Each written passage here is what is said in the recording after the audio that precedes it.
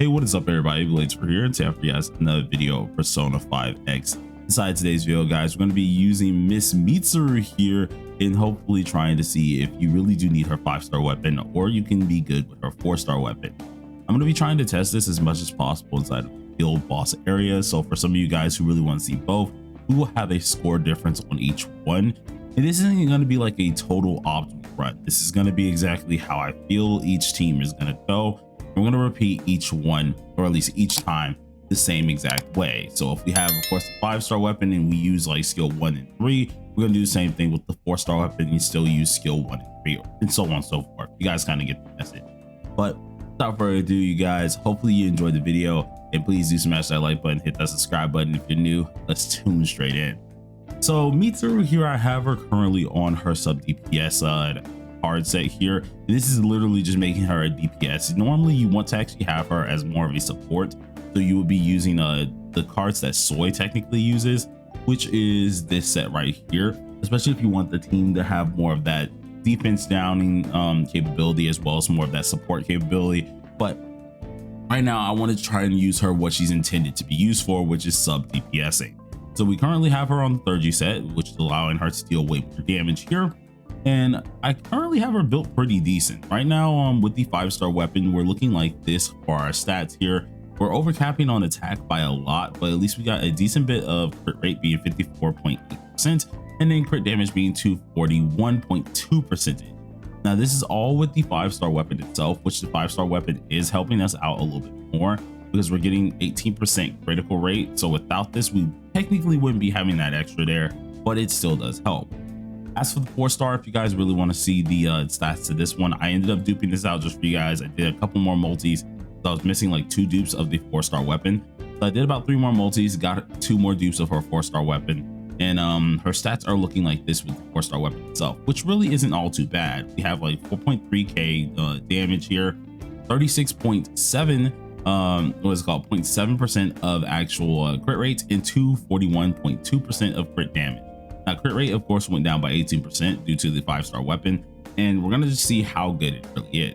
But before we do that, we have to explain exactly what each weapon do. So on my screen you guys should be able to see us on lafel.net. Be sure to check them out as well. But we have the 5-star weapon being Longinus, and then the 4-star weapon being Rose Flamberg. Now since we're on the 4-star weapon right now, just for the showcase immediately, go ahead and just talk about Rose Flamberg here. Now this one immediately comes with something called Elegant Presence, and it increases your attack by 24%. Now we also get an extra effect which does whenever we're inflicting frost, which is part of her regular kit, she will increase the user's damage by 34.4% for 1 whole turn. Now frost we do quite often, well I say quite often, but all the stinking time with her whole entire kit. So you're usually going to be having this as like a normal deal, because as you see, we already get it from our skill 1 easy frost one here. Our skill 2 doesn't give a frost stack here, so that's the only thing there, but skill 1 is always going to be happening, so we will always have this buff whenever we use our skill 1, in which skill 2 and 1 always go hand to hand. Now with this in mind, of course, for a lot of us this is a good deal. We're getting that bonus all the time. Just the only unfortunate thing is, since we're using the 4-star weapon, we're not getting the extras that the 5-star weapons have. This isn't all too bad, to be honest. I think it's perfectly fine for how the 4-star is working for now. So I think it's always just a decent thing to have. But the 5-star weapon, which is called Longinus here, may do something a little bit different. Now the 5-star weapon itself is giving us a critical rate increase by 18.1%, and then whenever we do inflict frost, which once again will happen all the time, we're increasing our party's attack by 18.1% for 2 whole turns. Now this, unlike the 4-star weapon, isn't increasing her attack specifically, it is increasing everybody in the party's attack. So it's making her more of a support, or at least a supporter type character, which is always good to see. And of course, after she uses a 3rd G, she increases her party's critical damage by 18.1%, and then her own critical damage by 14.7% for 2 whole turns. This is why I feel like makes it a little bit better, especially if you're trying to make her herself more of a DPS or a sub DPS. She's getting more crit damage out of it here. Do I think it's fully necessary for her? I don't think so, but of course we're going to see inside the video later on. And then for the critical damage for the party, it's more or less just going to be helping out your man, who is going to be a Makoto Yuki, seeing that he's going to be the primary damage dealer. Now, this character can go into other teams as well, so I mean, we don't want to just primarily say it's only for Makoto Yuki, but your DPS that she's going to be paired with is always going to get a nice helpful gesture from it. That's always good. But let's go ahead and try it out here. We're going to test out the 5-star weapon first since we're already on it, and I'm going to use the same team for both. So I'll see you guys over there. All right, so for the team, we're going to be using this one here, and this is with the 5-star weapon. So if you guys do want to go ahead and try and look at it, you very well can do. This team is not going to be optimal for free to play, obviously, because the Anj is a 6, but of course you guys can at least see what it is going to be doing here. Now for this, immediately we're going to use the same rotation for at least our Mitsuru here, which is going to be the 2-1 3-30 1 3-30 1 3-30 1, and that's going to be perfectly good for what we need to really get done today. So I'm gonna try and do this on the same boss, and we're gonna do everything exactly the same. We're gonna see the damage markers or the score markers that we can get. So now we're gonna quickly just race through this one here, and I actually almost screwed up already. Use our skill 3, and then our first thing to do is just continue doing what we normally do. So we're just gonna do this as normal. Our skill 1, pop off our skill 2 when it does come time, and then for Mitsuru herself, we need to lead into the skill 2 to get the Queen's Gaze, which is allowing us to decrease defense, and then pop off the skill 1, which is giving us our frost tag. Now remember, since we're on our 5-star weapon, we are getting a little bit of a bonus for this. Since there will be a frost tag on the enemy, we're able to increase our party's attack damage, which is already good, by 18.1%. And you can obviously see this if we go ahead and go to our man photo here. There should be a boost for 18.1% around here. I gotta go ahead and find it quick, but it might be boosted a little bit more. But here it is, 18.1% for our Mitsuru immediately, which is always helping out our attack. So our bonuses for our actual attack damage is going to be a little bit higher, which is always great. I thought it would be a little bit less, but it's actually doing pretty decent. They have 9.7k currently, so that's not really too bad. Now what we're going to go ahead and do, we're going to set this up and use our skill 1 as per usual, and always do our skill 1 and 3 rotation with Makoto Yuki as usual. So got our first hit going off. I think we'll be perfectly fine. The boss doesn't hit all too hard, so I'm thinking we'll be great here. We'll go ahead and pop off our highlight, get this lovely up here, and as well we're going to try and start using this as our damage turn. So first things first, let's buff everyone, and then let's go ahead and use our ultimate, or at least our Navi's little special ability, and go twice here as well. So get our good old buff here, make sure that he gets this twice. And for all of us who do know, you can try to use Mitsuru as a main DPS. It's not going to do much because she is built to be a sub DPS. I've been asked this question quite a lot. Technically you could try to, like, I've seen people make the weirdest characters into DPS, but they're never going to deal the hugest mark that you want to deal. So this is probably the same case here, but so far we're obviously getting our lovely amount of attack bonuses for it. We're going to go ahead and just pop this off, making sure we get our crit damage bonus, or at least our damage bonus up here. And then since it is her turn now, we can pop off her 30, but we need to go ahead and do everything in a certain order here.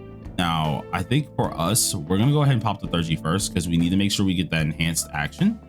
Just use our skill 3, release our 30 first, then we're going to pop off our skill 3, and this is going to allow us to have a little bit of fun here.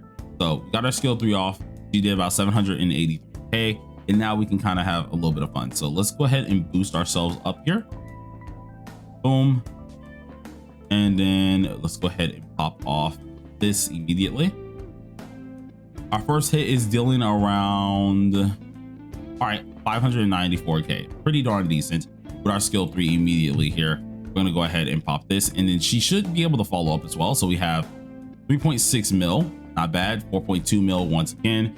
And then since we already buffed ourselves, we've done everything accurately. Let's go ahead and pop this on off with skill 3. This is going to allow us to deal as much damage as possible. Now the good part about this is we also are getting a bonus from her passive, which is giving us a increased damage bonus by 4.8%.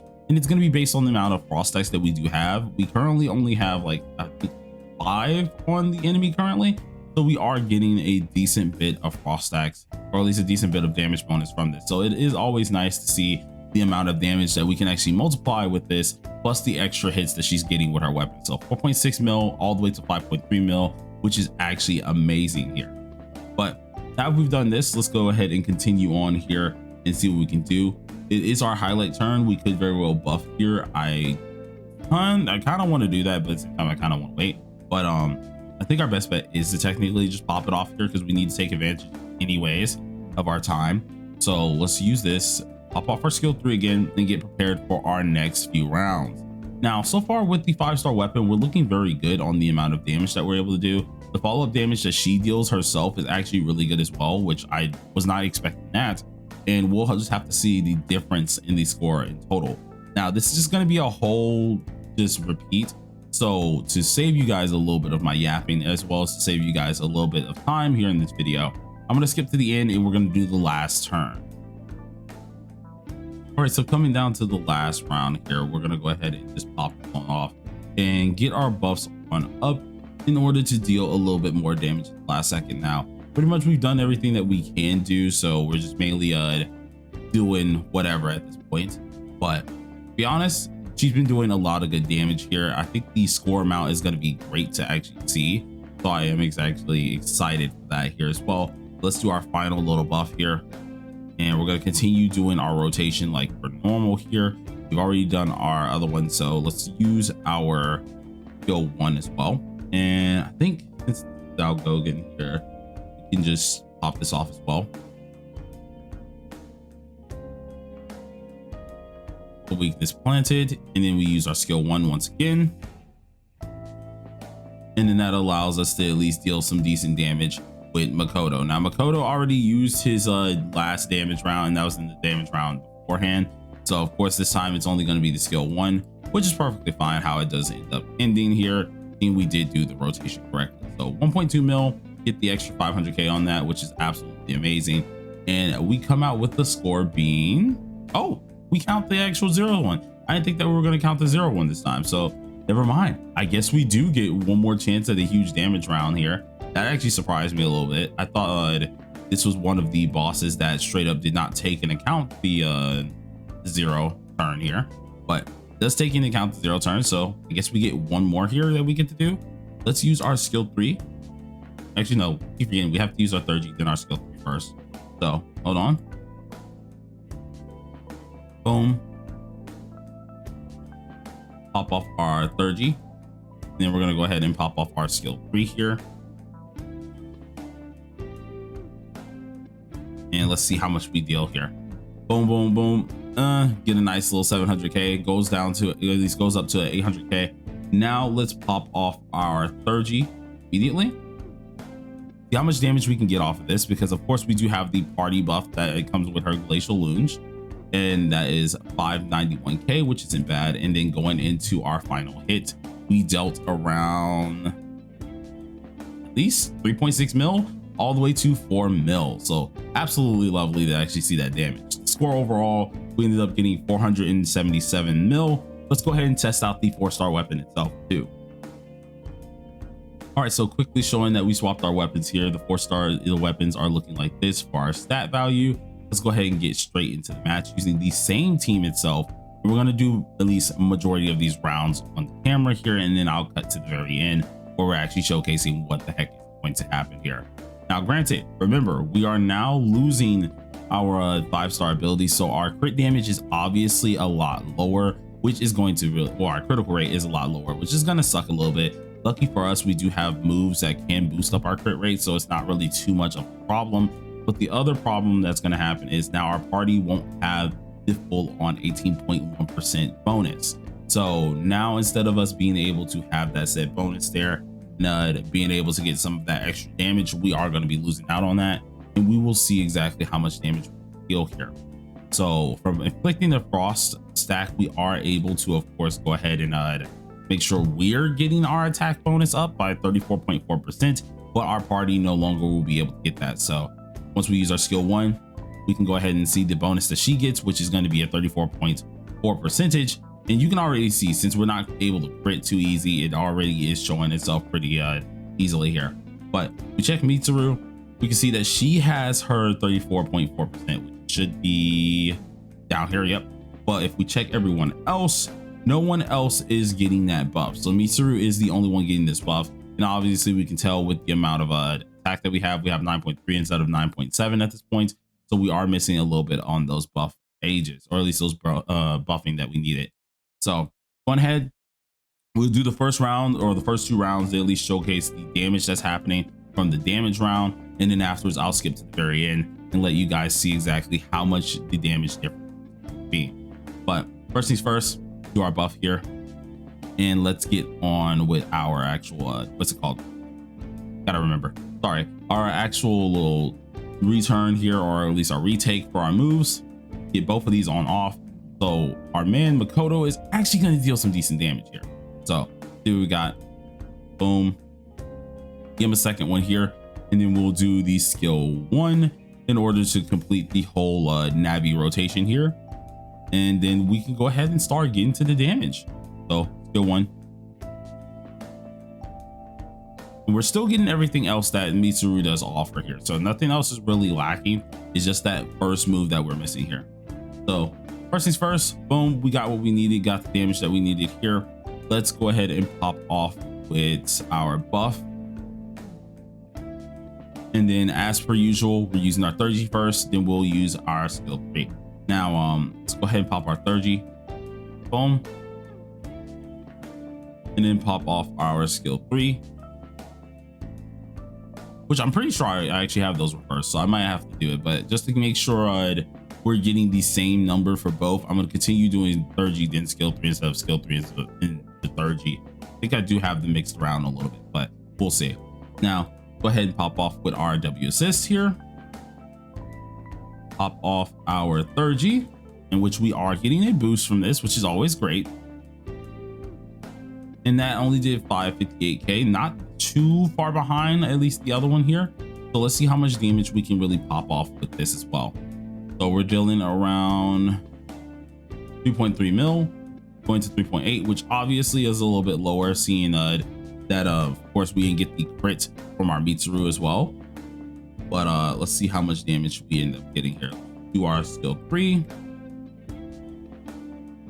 and then we'll use his skill 3 2 more times, see if it does increase at all. So got our second skill 3 here. Once again, we're missing that lovely attack buff that we do need here, and that only got us to 4 mil, getting us to 4.6, which is not bad at all. That's actually really, really decent. And then we're gonna do the 3 mil again, or at least the skill 3 again, boom. And this is also without the extra critical damage too. So I mean, like, hey, it still does work out, but we dealt some decent damage here. So I'm gonna skip to the very end and show you guys exactly what the score is very soon. All right, so getting into our final round here for the 4-star weapon, let's go ahead and use skill 1.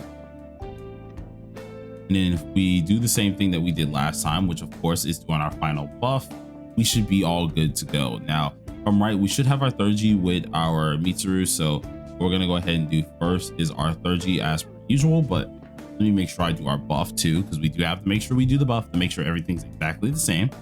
Use our skill 3.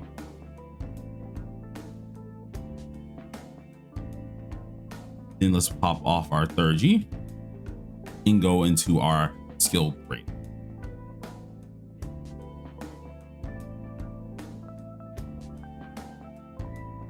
Right, and that dealt around 700k. You can obviously see the difference with the what's it called, with us not having as much crit on her, but I think it doesn't really do too much with our man Makoto, so we still might be cooking. But we're at 570k. Use our last skill 3, and that did 3.3 up to 3.8 mil. So overall, how much damage did we end up getting? We ended up getting 447 mil. Now on the last one we ended up getting around 444.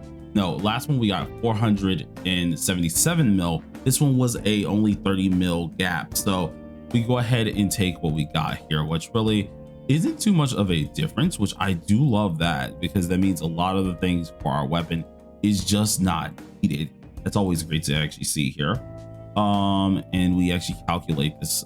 Oh, okay, so we're actually not too far off. So hold on, let me double check this is the correct number that I'm looking here, because of course things can always be wrong a little.